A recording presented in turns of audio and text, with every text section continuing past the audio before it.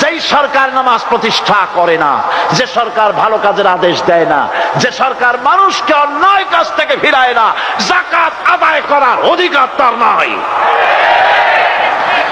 সুতরাং এমন এক সময় আসবে যখন আবার আমাদের জন্য সুখ শান্তি ফিরে আসবে।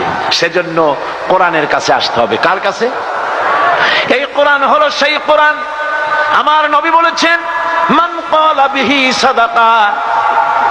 এই পল্টন ময়দানে উপস্থিত লক্ষ লক্ষ জনতার উদ্দেশ্যে রাসূলের হাদিস শোনাই, প্রাণ খুলে কান খুলে শুনুন। আমার নবী বলেন, কোরআন দিয়ে যারা কথা বলে ওরাই সত্য কথা বলে। সুবহানাল্লাহ।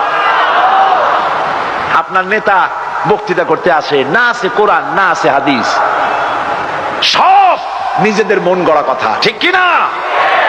কোরআন দিয়ে যারা কথা বলে তারা সত্য কথা বলে, কোরআন দিয়ে যারা মানুষকে ডাকে ওরাই সঠিক পথের দিকে ডাকে। যেই ডাক শুরু হয় দুনিয়া থেকে, আর এর যাত্রা শেষ হয় জান্নাতুল ফেরদাউসে গিয়ে।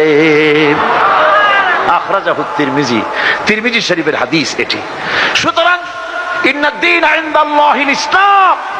জীবন ব্যবস্থা কেবলমাত্র কোনটা? জোরে বলেন, কোনটা?